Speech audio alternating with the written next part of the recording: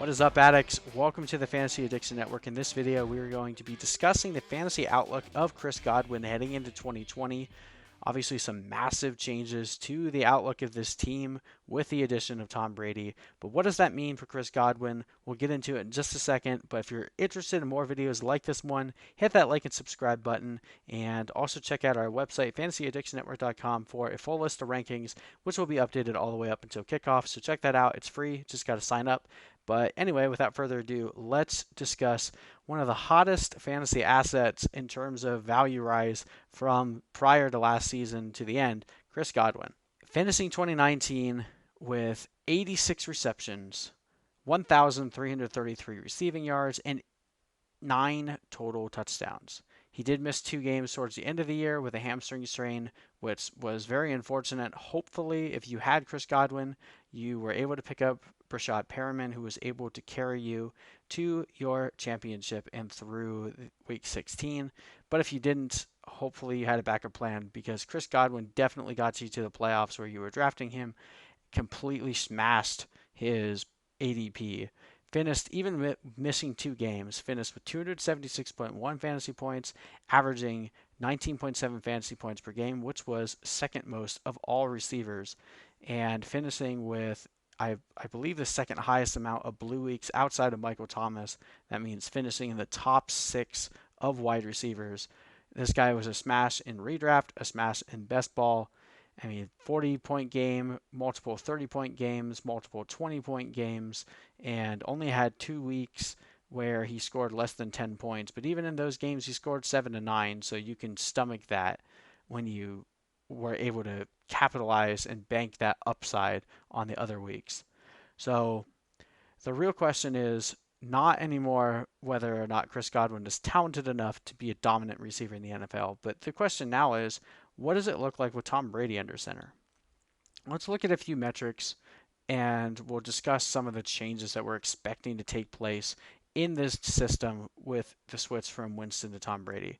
So first of all, Chris Godwin was the king in terms of yards after the catch, finishing the season with 574 yards after the catch. That is first in the NFL. Yards per target, one of the more indicative stats that lead to fantasy points per game. Yards per target, 11.2, finishing fourth in the NFL.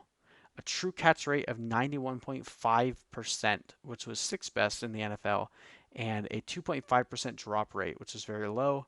Production premium of 34.8, which was number 3.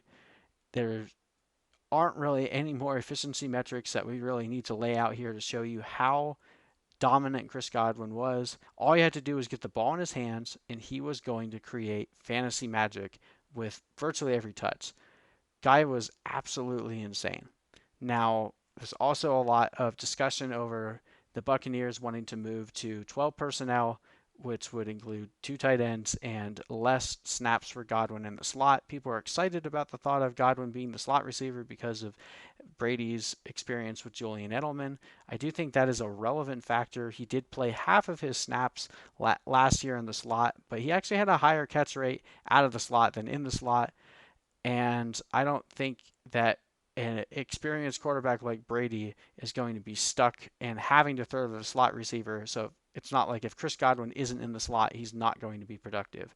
So we know Chris Godwin is going to be on the field. Bruce Arians absolutely loves him.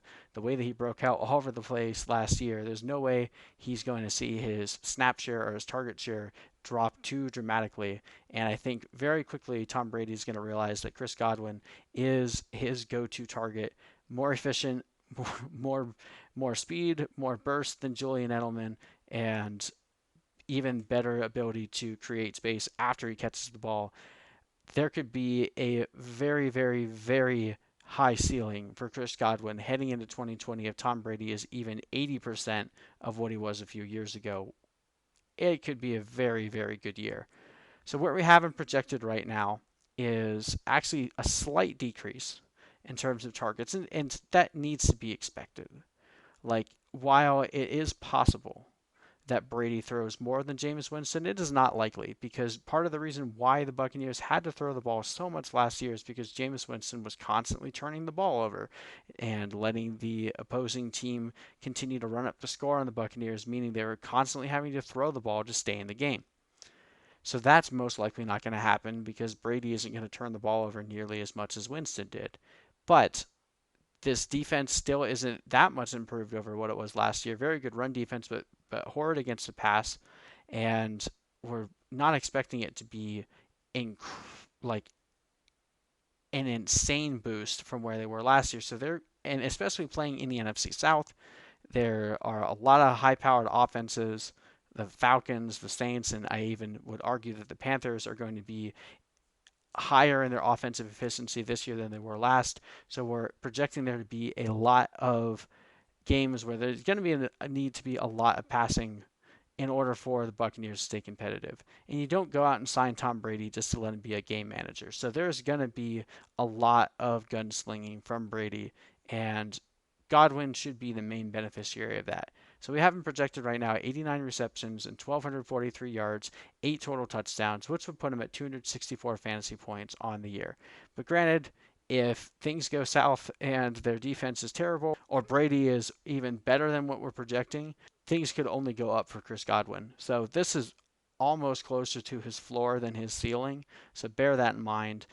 You're probably going to have to spend a mid to late second round pick if you want to get Godwin, which is really difficult to do this year because of the fantastic value of wide receivers in the third round. Most times you're going to want to draft 2 running backs with your first 2 picks.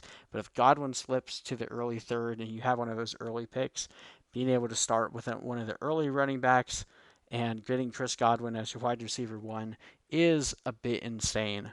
We're super high on what Chris Godwin can do this year and are looking forward to really what this whole team can do.